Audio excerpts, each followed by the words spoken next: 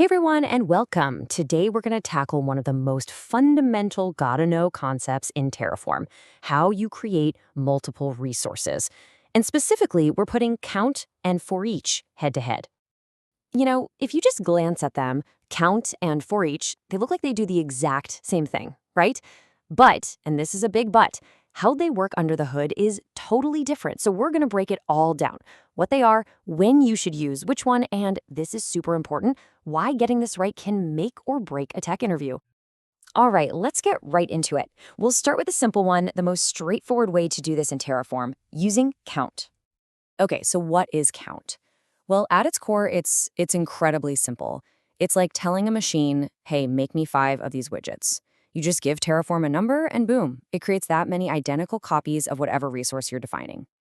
The key thing here, the part you really got to remember, is that Terraform keeps track of these copies using numbers, indexes starting from 0. So look at this example. You've got your normal AWS instance block, right? All you have to do is add this one little line, count equals 3. That's it. You've just told Terraform, hey, I don't want 1 of these, I want 3. It's a super easy way to just scale things up. And when you run that, this is what you get. Terraform creates those 3 instances, and it keeps track of them with an index number in brackets, example 0, example 1, and example 2. Simple, predictable, seems great, right?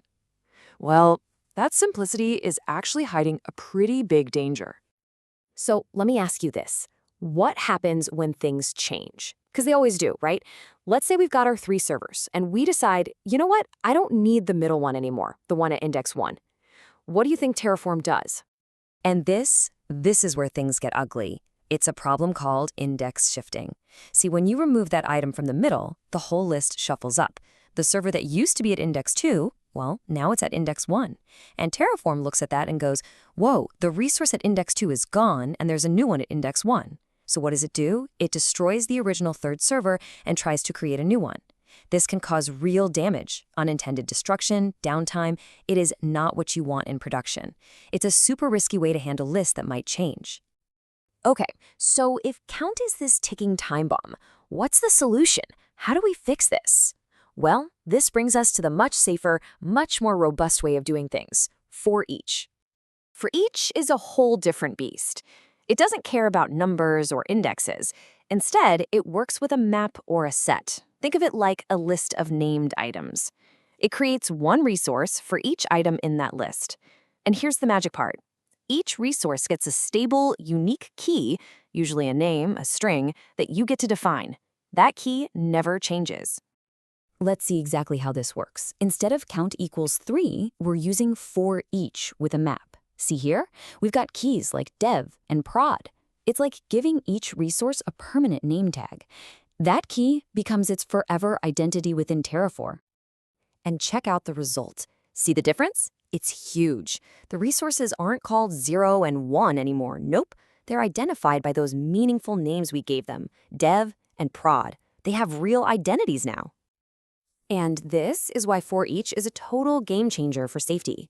Now, if we go back and delete the dev server from our map, what happens? Terraform knows exactly which one to remove. The prod instance, with its own stable key, is completely safe. It's totally untouched. No index shifting, no scary surprises, no accidental destruction. It just works. Okay, let's put them side by side real quick.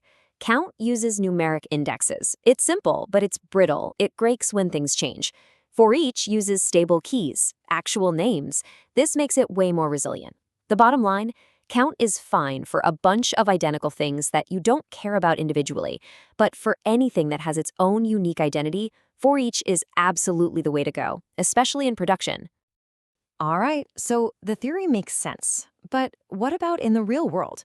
When you're writing your own Terraform code, how do you decide which one to actually use? Here's when you should still use count.